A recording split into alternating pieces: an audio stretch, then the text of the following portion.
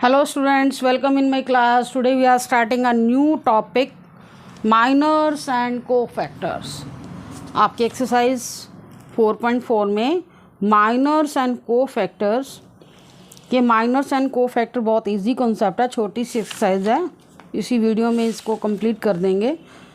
और इन minor and cofactors का आपका नेक्स्ट एक्सरसाइज में ज़्यादा यूज़ है। इसका पर्टिकुलर क्वेश्चन कम ही आता है, 1 मार्क का क्वेश्चन आ सकता है। वैसे लॉन्ग क्वेश्चन में इस एक्सरसाइज में कोई क्वेश्चन नहीं आता, इसका बस यूज़ होना है नेक्स्ट एक्सरसाइज को सॉल्व करने के लिए। इसको अच्छे से समझें ताकि हमारा नेक्स्ट एक्सरसाइज के लिए बेस प्रिपेयर हो सके।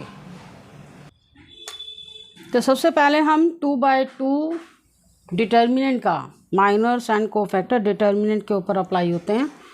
माइनर्स एंड कोफैक्टर्स आज का टॉपिक है। सबसे पहले हम 2/2 डिटर्मिनेंट लेते हैं। देखो जनरल फॉर्म क्या होती है, A11 A12। जनरल कोफिशिएंट का नेम क्या होता है, A11 A12। A21 second row है, A22। ये 2/2 में डिटर्मिनेंट है। जब हमें इस एलिमेंट का माइनर निकालना है, माइनर ऑफ A11, इसको अगर वर्डिंग में लिखोगे तो ऐसे लिखोगे, इसका सिंबल आपका क्या रहेगा, M11, M फॉर माइनर। मतलब इस पूरी वर्डिंग का सिंबल है M11। Minor of A11 is equal to M11। और इसको कैसे निकाला जाता है, जिस टर्म का माइनर निकालने जा रहे हो तो उसको हम इसे रिनोट करेंगे, उस रो कॉलम को डिलीट कर दो, ये टर्म आ जाएगी। अभी तो मैंने जर्नल लिखा, मतलब जो भी यहाँ वैल्यू होगी वही आपकी वैल्यू आ जाएगी। सेम है माइनर ऑफ A12, उसको आप क्या लिखोगे, M12, बस M लिख देना है। अब इस टर्म का आपको निकालना है, इस कोफिशिएंट का निकालना है, तो इस रो को कॉलम को डिलीट कर दो, तो यहाँ जो वैल्यू होगी वो आपका माइनर आ जाएगा। Same as minor of 21 second row first column, तो इसको हम M21 से डिनोट करेंगे, दैट इज ये आ जाएगा। इस रो कॉलम को डिलीट कर दो। अब है minor of A22, minor of A22, इसको आप लिखोगे M22। इस रो कॉलम को डिलीट कर दो तो हमारे पास ये एलिमेंट आ जाएगा A11। तो सेम एज हम 3/3 डिटर्मिनेंट के लिए यही वैल्यूज़ निकालेंगे। मैंने अभी सिर्फ माइनस फाइंड आउट करके दिखाए हैं, कोफैक्टर्स नेक्स्ट स्टेप में करेंगे। सेम एज आपको 3/3 में करना है। उसमें आपके 9 एंट्रीज होंगी, 9 एंट्रीज का आपको इसी तरह से माइनर निकालने हैं। मतलब जिस एलिमेंट का माइनर निकालते हो उस रो कॉलम को हाइड कर दो, उसको सोल्व करोगे। मैं आपको इसमें 2 एलिमेंट्स के निकाल के दिखा रही हूँ, बाकी सेम उसी वे से करो, क्योंकि हमने डिटर्मिनेंट निकालना सीख लिया इससे पहले की एक्सरसाइज में, तो इसमें आपको प्रॉब्लम नहीं आने वाली। माइनर ऑफ A11, इसको हम ऐसे डिनोट करेंगे M11। अब इसमें आपको देखो, इसको रो को कॉलम को हाइड कर दो, आपके पास ये बचेगा। तो ये पूरा आपने सॉल्व करना है, जैसे 2/2 का डिटर्मिनेंट सॉल्व करते हो, this into this minus this into this. मतलब यहाँ पर वैल्यू क्या आएगी, A22 into A33 minus A23 into A32। Minor of A12 M12, तो M12, तो इस टर्म को लोगे, इस रो को, इस कॉलम को डिलीट कर दो, A21 A23 A31 33, और सेम आपको this into this minus this into this, बस सॉल्व करना है ये। Similarly we can find other minus. Clear. अब आती है कोफैक्टर्स की टर्म। कोफैक्टर क्या होता है, अब आपने A11 का कोफैक्टर लेना हो तो उसको आप किसे डिनोट करोगे, कैपिटल A से। देखो ये सिंबल बुक के ही गिवन है, माइनर के लिए M11 है और कोफैक्टर्स के लिए कैपिटल, ठीक है। माइनर के लिए कैपिटल M, इसके लिए कैपिटल A। तो कोफैक्टर निकालने का फॉर्मूला क्या होता है, -1 रेज टू पावर 1 + 1। 1 + 1 का मतलब जिसका भी आप कोफैक्टर लेने जा रहे हो, इस फिक्स का आपने टोटल करना है, इंटू M11। ऐसे ही कोफैक्टर ऑफ A12 अगर निकालोगे तो उसको कैपिटल A12 कहेंगे, और -1 रेज टू पावर क्या आ जाएगा, इन दोनों का टोटल, इंटू M12 जो माइनर की वैल्यू निकालनी है। दैट मीन्स यहाँ से हमें क्लियर हो चुका है कि जब हमें कोफैक्टर निकालने होंगे तो पहले हमें माइनर की वैल्यू पता होनी चाहिए। क्लियर। अब हम आते हैं एक्सरसाइज 4.4 फर्स्ट क्वेश्चन पे आते हैं, very simple question. Write minors and cofactors of the elements of the following, determinant 2 - 4 0 3 M11। देखो माइनर निकालेंगे हम।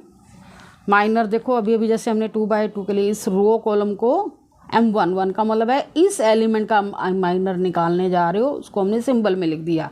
अब बार बार मैं वही वर्डिंग लिखने की ज़रूरत ही नहीं है, मैंने आपको क्लियर करवा दिया है। ये A11 है, इसका माइनर हम किसे डिनोट करेंगे, M11 से। तो M11 की वैल्यू क्या आएगी, इस रो कॉलम को डिलीट कर दिया, ये एलिमेंट आ गया, ठीक है। और इसका कोफैक्टर क्या होगा, कोफैक्टर अभी आपको बताया है, उसी का कोफैक्टर निकालोगे। जैसे अभी अभी आपको मेथड्स का -1 raise to power 1 + 1 into M11, तो same as minus raise to power 1 + 1 2 हो जाएगा, इंटू M11 की वैल्यू कितनी है 3, दोनों की मल्टीप्लाई करोगे आपके पास कोफैक्टर की वैल्यू आ गई। तो सेम एज पहले मैंने माइनर निकाला एंड इसके बाद कोफैक्टर। अब आते हैं M12, इसको रो को डिलीट कर दो, कॉलम को। M12 की वैल्यू 0 आई। A12 क्या आएगा, -1 रेज़ टू पावर, इन दोनों का टोटल करोगे 3 इंटू M1, इसकी वैल्यू 0 आया। तो ये वैसे तो सोल्व करके -1 आएगा, -1 इंटू 0, कंप्लीट मल्टीप्लाई करके हमारे पास क्या आ रहा है 0। सेम एज M21, इस रो को कॉलम को डिलीट कर दो, कितना है -4। A21 क्या आएगा, -1 raise to power 3 into this -4, कितना आएगा 4, -1 आ जाएगा, -1 इंटू -4 4 आ जाएगा। M22 A22 -1 raise to power 4 into 2 is equal to क्या आया 2। अभी हमारे पास फर्स्ट क्वेश्चन के सारे पार्ट हो चुके हैं। सेकंड पार्ट में आते हैं, minus and cofactors ACBD। Minus क्या होंगे, M11 D, M12 B, M21 C, M22 A। एक साइड मैंने ऐसे किया, एक साइड मैंने माइनस निकाल दिया, उसके अपोजिट कोफैक्टर्स। तो मतलब फर्स्ट क्वेश्चन को भी आप इसी तरह से कर सकते हो। तो M11 -1 रेज़ टू पावर, ये लगाओगे 2 इंटू M11 की वैल्यू कितनी है वही लगा दो। ये एक्चुअल फॉर्मूला ये है कोफैक्टर का, वहाँ मैंने डायरेक्ट लिखा, पहले मेन बेसिक फॉर्मूला सिखाया, ये यहाँ मैंने डायरेक्ट लिखे हुए हैं, आप पहले इस तरह से भी शो कर सकते हैं। ओके, एक साइड माइनस निकाल दो, एक साइड कोफैक्टर्स निकाल दो। A11 -1 रेज़ टू पावर, ऊपर हेडिंग डाल दो minus and cofactors, -1 raise to power 2 into M11, ये आ जाएगा 1, और M11 की वैल्यू क्या है D, 1 into D। M12 -1 raise to power 3 M12 B, minus भी आ जाएगा, 21 में भी माइनस आएगा, 21 की वैल्यू C है, माइनस ही आ जाएगा। जहाँ पर आपका ओड है पावर तो आपका -1 रहेगा, इवन पावर में प्लस रहेगा। M22 A22 -1 raise to power 4 into M22 A, +1 into A आ जाएगा। तो हमारे पास ये क्वेश्चन भी सेकंड पार्ट भी हो चुका है। अब हम आते हैं सेकंड क्वेश्चन पे। सेकंड क्वेश्चन में आपका 3/3 डिटरमिनेंट है, इसमें थोड़ा सा आपको केयरफुल रहने की ज़रूरत है। तो पहले हम को माइनर्स निकालेंगे, इस क्वेश्चन में थोड़ा लेंथ ही हो जाता है। 2/2 में तो बहुत इजी कॉन्सेप्ट होता है, छोटा होता है, इजी तो ये भी है, इसमें थोड़ी लेंथ बढ़ जाती है। अब M11 की वैल्यू निकालोगे, M11 ये A11 का कोफैक्टर है M11, तो इस रो को कॉलम को हाइड कर दो, आपके पास ये बचेगा। तो 1 इंटू 1 1 -0 1 -0 1 A12 ये एलिमेंट है, इस कॉलम को, इस रो को डिलीट कर दो, 0 0 0 1 क्या आएगा 0 -0 0 A13 0 1 0 0 0 -0 A21 second row first column 0 0 0 1 0 -0 M22 का मतलब ये सेकेंड कॉलम सेकेंड रो 1 0 0 1। आराम से करना ये एलिमेंट, ये केयरफुली आपने राइट करने हैं, क्योंकि जल्दी में ज़्यादा कई बार गड़बड़ भी हो जाती है, आराम से करो। एक मिस्टेक अगर होगी तो फिर डबल टाइम लगाना पड़ जाता है, इसीलिए स्टार्टिंग से केयरफुल होके चलो। 1 - 0 2 3 ये एलिमेंट है, तो इस रो को एंड कॉलम को डिलीट कर दो। 1 0 0 1 0 0 0 तो 0 - 0 0 आ जाएगा। 3 1 3 1 आ गया। इसी तरह से इस रो को कॉलम को हाइड कर दो। 0 0 1 0। तो आपको समझ आ चुका होगा इसको माइनस को कैसे निकालना है। M32 में ये मिडल एलिमेंट है M32। इस रो को कॉलम को हाइड कर देते हैं। क्या आया? 1 0 0 0। देखो 1 0 0 0 1 × 0 0 - 0 M33 1 0 0 1 1 - 0 1। अब आते हैं कोफैक्टर्स की टर्म। कोफैक्टर्स क्या होते हैं? A11 -1 (2) into M11। M1 की वैल्यू आपने जो निकाली है वही आपने पुट कर देनी है। Very simple. -1 (2) क्या होता है? 1 ही होता है। और M11 की वैल्यू 1 आई है। 1 × 1 1। M12 -1 क्या आएगा? दोनों का टोटल 3 आया। M12 की वैल्यू हमारी 0 आई है, वो आप देख सकते हो मेरी कॉपी में इस तरफ निकली हुई है। ठीक है, क्वेश्चन बड़ा है तो एक साथ दिखाना मुश्किल हो जाता है। A13 -1 देखो यहाँ माइनस ओड पावर है, माइनस रहेगा लेकिन वैल्यू है 0 है। 0 × समथिंग इज 0। A13 -1 13 की वैल्यू भी 0 है। ऐसे ही 21 ये आपको -1 3 × M21 -1 × 0। A22 -1 4 × M22। M22 की वैल्यू कितनी है? 1। ठीक है, पहले माइनस सारे निकाल लो, उसके बाद कोफैक्टर्स निकाल लो, क्योंकि उसी की हेल्प से हमें निकालना होता है। इसी तरह से 3 1 निकाला -1 4 M31। फिक्स वही रहेगा माइनर के लिए, M सिंबल लगा दो वही फिक्स रहेगा। वैल्यू पुट करते जाना है। सेम एज A32 है -1 5, दोनों का टोटल 5 है, इंटू M32 की वैल्यू हमने रखी 0 है। -1 × 0। A33 -1 6 आ जाएगा, दोनों का टोटल 3 + 3 6, तो प्लस हो जाएगा। M33 की वैल्यू कितनी है? 1 1 × 1 1 आ गया। तो हमारा सेकंड क्वेश्चन हो चुका है ये कंप्लीट। सेम एज मैंने यहाँ सोल्व तो किया हुआ है, आपको मैं दिखा देती हूँ। बाकी बिल्कुल सेकंड क्वेश्चन के फर्स्ट पार्ट जैसे ही सारे स्टेप हैं। सेकंड क्वेश्चन पे आते हैं। इसी तरह से ही आपको इसमें भी माइनस एंड कोफैक्टर निकालना है। अब देखो यहाँ मैंने डायरेक्ट सॉल्व किया हुआ है। इससे पहले वाले क्वेश्चन में आपको मैंने पूरा लिख के दिखाया तो वो आपको समझाने के लिए, वैसे तो प्रैक्टिस है क्योंकि इससे पहले वाली एक्सरसाइज में डिटरमिनेट कर चुके हो। अब डायरेक्ट करो क्योंकि अब आपको प्रैक्टिस हो जाएगी। M1 1 1 5 2 10। ये फर्स्ट रो और लास्ट में तो प्रॉब्लम नहीं आती, मेन आती है बीच वाली में। जब बीच में आते हैं ना, क्योंकि इसमें हाइड करने में थोड़ा एलिमेंट्स की दिक्कत आती है, तो उसको आप उसके लिए आप ना लिख लो अगर आपको ज़्यादा दिक्कत रहती है। M1 1 क्या आएगा? 5 2 10। माइनस करते हैं, ये माइनस पहले से आ गया, +1 हो गया। ठीक है। M12 1 2 ये एलिमेंट है, इस रो को कॉलम को हाइड कर दिया। 3 2 6 -0 6 आ गया। M13 3 - 0 3 2 1 2 1 ये 2 सेकेंड रो फर्स्ट कॉलम। थोड़ा सा केयरफुल होके करोगे ऐसे भी हो जाएगा। 0 -4 -4 सारे पहले माइनस निकाल लिए मैंने एक साइड। उसी के सामने कोफैक्टर्स निकालने हैं। कोफैक्टर्स में ऐसी कोई प्रॉब्लम नहीं आती। -1 पावर आपने मल्टीप्लाई करनी है। अगर ये निकले पड़े होंगे तो ये पहले अच्छे से आपके ये सही होने चाहिए। M22 ये इसको और रो को पूरा हाइड कर दो और ये कॉलम को। तो क्या आया हमारे पास? 1 4 0 2। अब 2 - 0 2 आएगा। M23 ये आया। 1 - 0 1 3 1 ये आया। 3 1 0 -20 -20। M32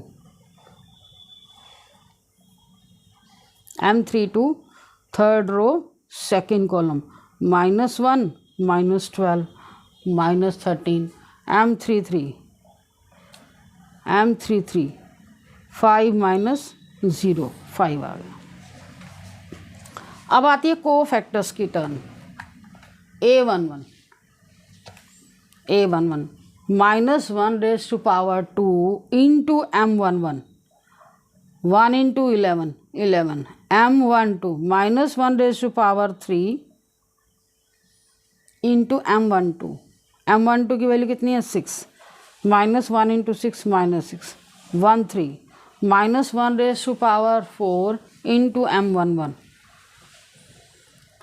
1 into M11 की वैल्यू 3 है 3 M21 -1 raised to power 3 into M21 -4 -1 into -4 4 A22 -1 raised to power 4 into M22 1 into 22 A23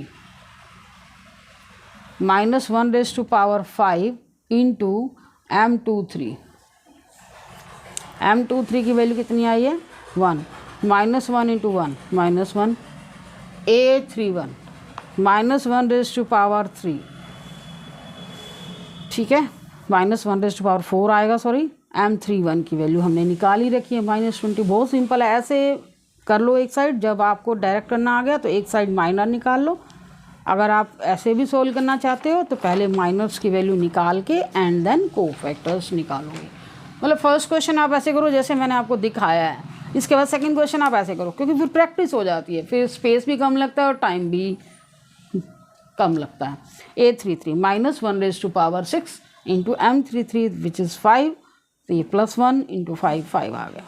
clear, हमारे सेकंड क्वेश्चन तक हो चुके हैं। अब हम आते हैं थर्ड क्वेश्चन पे। एक्सरसाइज कंप्लीट करनी है आज आपको। थर्ड क्वेश्चन में आपको क्या बोला गया, using cofactor of element of second row के कोफैक्टर्स आपने यूज़ करके इस डिटर्मिनेंट को एवेल्यूएट करना है। इसने आपको पर्टिकुलर बता दिया। सेकंड रो आपकी क्या है ये, तो क्या करोगे, जैसे ही आपको पहले इसको एक्सपैंड करना है तो पहले कोफैक्टर्स यूज़ करने हैं। तो उसके लिए कोफैक्टर के लिए पता है हम पहले माइनर्स निकालते हैं। माइनर निकाल दिए, एक साइड कोफैक्टर निकाल दिए, ठीक है। 21 M21 की वैल्यू क्या आएगी, इस रो को कॉलम को हाइड कर दो। 3 8 2 3 9 -16 -7 M22 इस रो को कॉलम को हाइड कर दो। 15 -8 7 M23 10 -3 7। अब आता है, अब देखो सेकंड रो लेनी है ना, तो 2 1 आएगा, 2 2 आएगा, 2 3। ऐसे कोफैक्टर्स में भी वही फिक्स रहता है, ये इसको फिक्स बोलते हैं, ऑर्डर।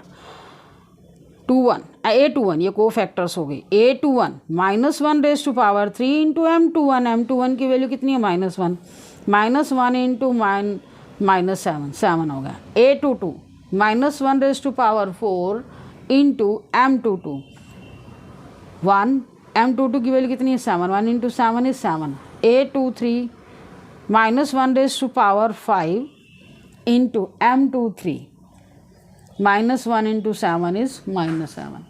तो अब आपने इसका डेल्टा निकालना है। डेल्टा मीन्स डिटरमिनेंट की वैल्यू निकालनी है। इसने बोला कोफैक्टर की हेल्प से। तो देखो कोफैक्टर की हेल्प से जब हम निकालते हैं ना, तो इसके लिए पर्टिकुलर ये फॉर्मूला है। ये आपका 1 मार्कर क्वेश्चन भी यहाँ से बन जाता है। तो मैं आपको दिखा देती हूँ। पेज नंबर 124 पे डेल्टा, इस डेल्टा को कैसे निकाला जाता है, देखो 3/3 का डिटरमिनेंट है, इसको कैसे निकाला जाता है। Sum of the product of the element of any row, sum of the product of the element of any row with their corresponding cofactor. मतलब एलिमेंट को उसके कॉरस्पॉन्डिंग कोफैक्टर से मल्टीप्लाई करो और उनका सम करो, तो आपको क्या मिल जाता है, डिटरमिनेंट मिल जाता है। जस्ट लाइक यहाँ पर ये कहना जा रहा है, ऊपर देखो ये वैल्यू निकाली हुई है, ये आपका क्या है, सम ऑफ द एलिमेंट और कोफैक्टर की मल्टीप्लाई। ये आपका एलिमेंट है A11, इसको कोफैक्टर से, कोफैक्टर की वैल्यू हमने निकाल रखे, दोनों की मल्टीप्लाई करो, मतलब सेम ऑर्डर होना चाहिए। देखो ये A11 है तो ये भी A11, उनका सम करना है। A12 यहाँ फर्स्ट रो ले ली, A12 A13 ये फिक्स सेम होना चाहिए तो डिटर्मिनेंट की वैल्यू निकाली जा सकती है। अगर ये आपका फिक्स चेंज हो गया ना तो डिटर्मिनेंट की वैल्यू 0 आएगी। क्लियर? इसमें आपकी वैल्यू जो आनी होगी ना डिटर्मिनेंट की, वो एक्चुअल वैल्यू निकल आएगी। जैसे आपने डिटर्मिनेंट आपने पीछे की 4 जो भी एक्सरसाइज है 4.3 एक्सरसाइज में हमने सीखा, 4.2 एक्सरसाइज में भी हमने डिटर्मिनेंट सीखा। तो इसको हम कोफैक्टर की हेल्प से जब बोलेंगे तो ऐसे आएगा। ऐसा आपका लास्ट क्वेश्चन भी 1 मार्कर क्वेश्चन भी है, तो उसमें इसी रूल को फॉलो करना है। तो ये आपका देखना है जिसमें ऑर्डर सेम होगा डिटर्मिनेंट तभी पॉसिबल है। ये मैंने फर्स्ट रो ली, ऐसे आप सेकंड रो ले सकते हो, ऐसे आप थर्ड रो ले सकते हो, जो भी रो लो उसी के अकॉर्डिंग यहाँ फिक्स होना चाहिए दोनों का। ओके, तो यहाँ पर हम ये इसने हमें बोला था सेकंड रो को यूज़ करो, तो हमने सेकंड रो को यूज़ किया। ये M21 आ गया, M22 आ गया, M23 आ गया, तो इसी के अकॉर्डिंग मैंने इसके कोफैक्टर्स निकाल दिए। अब डिटर्मिनेंट निकालने का फॉर्मूला क्या होता है, A21। देखो जब कोफैक्टर मैंने ये लिया तो एलिमेंट भी मुझे वही लेना पड़ेगा, क्योंकि सेकंड रो तो मेंशन की थी, कोफैक्टर मैंने उसी के निकाले। ये कहते हैं सेकंड एलिमेंट के कोफैक्टर्स को यूज़ करके निकालो, तो एलिमेंट भी तो वही लेने पड़ेंगे ना। A21 into A21 plus A22 into A22, ये वाला था इसलिए A22 लेना पड़ेगा। A23 into A23। अब आप यहाँ वैल्यू पुट कर दो। 21 की वैल्यू कितनी है, सेकेंड रो का फर्स्ट एलिमेंट 2 है, और 21 की वैल्यू कितनी है 7। A22 की वैल्यू कितनी है 0 इंटू 7। A23 की वैल्यू कितनी है A23 की वैल्यू कितनी है 1 है, एंड 23 की वैल्यू कितनी है -7। 7 2 14, 0 इंटू 7 0 ही आएगा, -7 आएगा, 14 में से 7 का 7। देखो ये आंसर आ चुका है। अगर आप इसको वैसे भी डिटर्मिनेंट को सोल्व आपको करना आता है, या किसी भी रो या कॉलम से एक्सपैंड करोगे तब भी आंसर यही आएगा। लेकिन यहाँ पर इस क्वेश्चन में स्पेशली मेंशन किया गया है कि यूजिंग कोफैक्टर को यूज़ करके आपने करना है, तो आपको ये मेथड अप्लाई करना पड़ेगा, ये मेथड, ठीक है। स्पेशली वैसे आप नॉर्मली को एक्सपेंड करना आता है, आप आंसर निकाल सकते हो।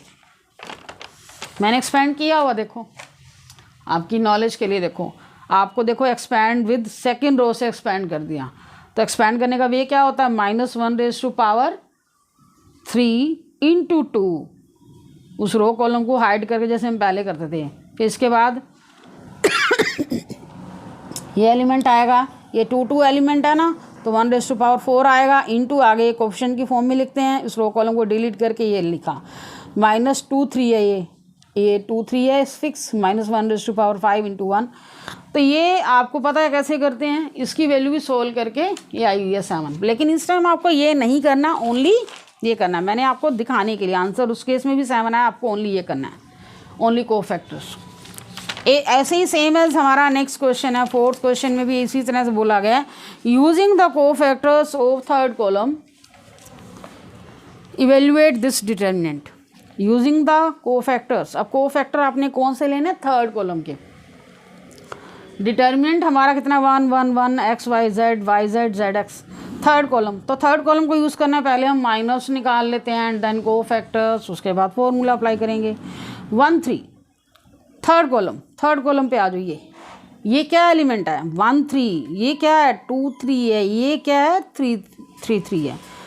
1 3 अब 1 3 का माइनर निकालो, इस रो को कॉलम को हाइड कर दो, z -y। 2 3 सेकेंड रो और कॉलम को हाइड कर दो, z -x। A33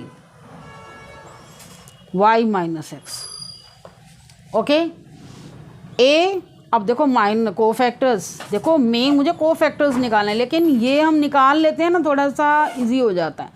टाइम ज़रूर लग रहा है, कई बच्चे डायरेक्ट भी करते हैं, पर डायरेक्ट मिस्टेक नहीं होनी चाहिए। अगर आपने डायरेक्ट किया मिस्टेक होगी तो उसका भी कोई बेनिफिट नहीं है, क्योंकि ज़रा सी माइनस की गलती पूरे क्वेश्चन को गलत करा देते हो, फिर हमें अपनी मिस्टेक ढूंढना इन क्वेश्चन में बड़ा मुश्किल हो जाता है।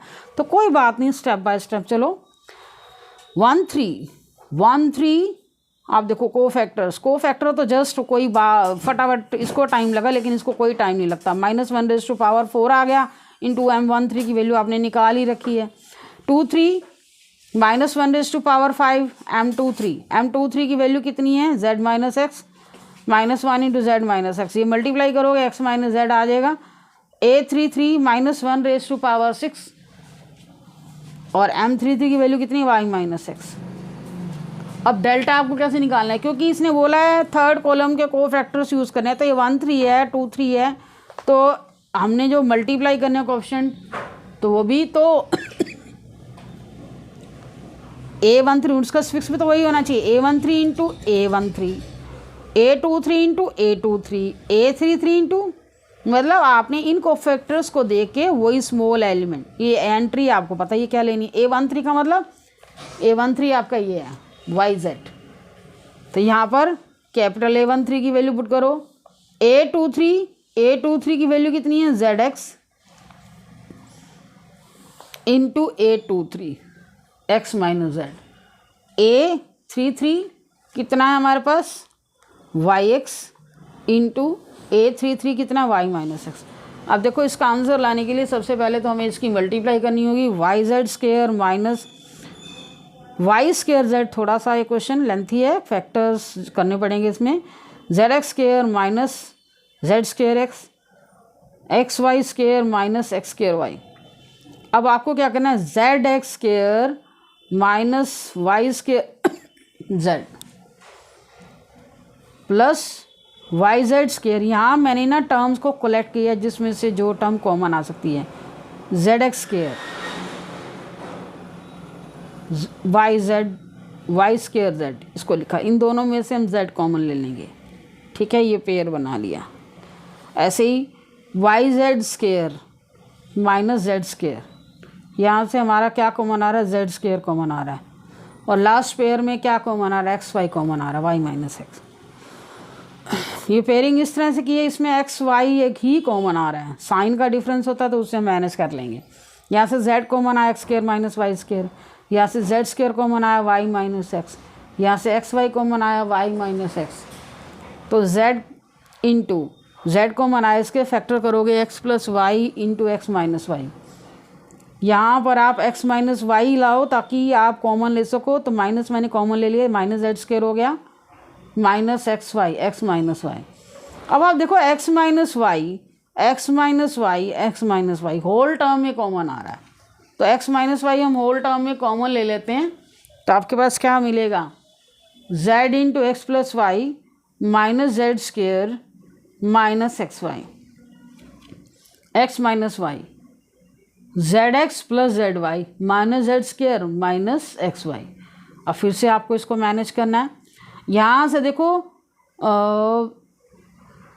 हमने फर्स्ट एंड थर्ड टर्म में से Z कॉमन ले लिया, तो क्या बचेगा, x minus Z plus Y common ले लिया, Z माइनस एक्स। तो यहाँ से अब फिर से क्या करोगे, -1 कॉमन ले लोगे, Z minus X plus Y Z minus X. अब Z माइनस एक्स फिर से कॉमन आ रहा है, तो ये क्या आ जाएगा, Y माइनस एक्स। तो ये आपको कॉमन के पेयरिंग करनी है, आप अपने वे से भी कर सकते हो, बस आपको सही एडजस्टमेंट करनी है कौन सी टर्म कॉमन आ रही है। ओके, तो ये क्वेश्चन भी हमारा कंप्लीट हो चुका है। अब हम आते हैं 5th क्वेश्चन पर। ये आपका 1 मार्क का क्वेश्चन है, बहुत ज़्यादा आता है। डेल्टा आपको सोल्व करना है। देखो इसमें 4 ऑप्शन गिवन है, 4 ऑप्शन बुक में दिखा देती हूँ मैं आपको। A11 A31, ये कहते हैं इस डेल्टा की वैल्यू हम कैसे निकाल सकते हैं, A11 A31। देखो यहाँ तो पॉसिबल नहीं है, मैंने आपको बोला था ना डेल्टा तभी पॉसिबल है जब आप इसका ऑर्डर सेम हो, ये A11 है ये A31 है, यहाँ पॉसिबल नहीं है। नेक्स्ट पे आ जाओ, A11 है A11 है, A12 है A21 है, यहाँ फर्स्ट तो मैच हो गया लेकिन सेकंड मैच नहीं हुआ, यहाँ पे भी पॉसिबल नहीं है। सी में आ जाओ, A21 है A11, ये तो फर्स्ट ही मैच नहीं हुआ, छोड़ दो इसे। डी ऑप्शन में आ जाओ, A11 A11, A21 A21, A31 A31। तो इसमें जो डेल्टा है वो किससे निकलेगा, ऑप्शन डी आ रहा है इसमें, राइट। ओके, तो ये ऑप्शन इस क्वेश्चन का डी है। तो ये आपका बेसिक फॉर्मूला है A11 डेल्टा निकालने का फॉर्मूला ये होता है A21 21, A31 31 ऑप्शन इसमें डी आ रहा है। ठीक है, इसमें डिटर्मिनेंट की वैल्यू निकालने का ये फॉर्मूला होता है हमारे पास। देखो एक मेन पॉइंट आपको ये भी मैं दिखा दूँ, ये आपका उसी पेज पे जहाँ पर आपको रूल बताया था, पेज नंबर 124 पे नोट दिया हुआ है, if the element of a row और column are multiply with the cofactor of any other row और column then their sum is 0। तो उनका सम क्या आ जाएगा, 0 आएगा। जैसे आपको यहाँ पर ये है आपके कोफिशिएंट है, ये कोफैक्टर हैं, ये 1 3 है, ये दूसरी रो होगी ना, ये फर्स्ट रो है, ये थर्ड रो है। अगर रो कॉलम आपका चेंज हो जाएगा तो ये एलिमेंट आपका डिटर्मिनेंट की वैल्यू ये पूरी की पूरी 0 हो जाएगी। तो एक्चुअल में कहने का मतलब है कि आपका ऑर्डर सेम होना चाहिए, और ये रूल भी आपको ध्यान रखना है। इफ़ एलिमेंट ऑफ, इसको नोट कर लेना, अपनी फेयर कॉपी पे भी नोट कर लेना, if element of a row multiply, element of a row और column are multiply with cofactor of any other row और column then their sum is 0। Okay, तो यहाँ पर एक एग्जाम्पल की हेल्प से भी बताया गया है, A11 21 A12 ये जनरल आपको बताया गया, इसको सोल्व करके दिखाया हुआ, आप देख लेना, आपको मेन बेसिक फॉर्मूला लर्न करना है। तो इस सारे की वैल्यू क्या आ रही है, 0 आ रही है। तो ये आपको बेसिक फॉर्मूला लर्न करना है, तो अच्छे से इसको नोट करना। ओके, वेरी इंपॉर्टेंट है फॉर 1 मार्क क्वेश्चन। तो हमारा नेक्स्ट एक्सरसाइज नेक्स्ट वीडियो मिलेगी। Thank you for watching video.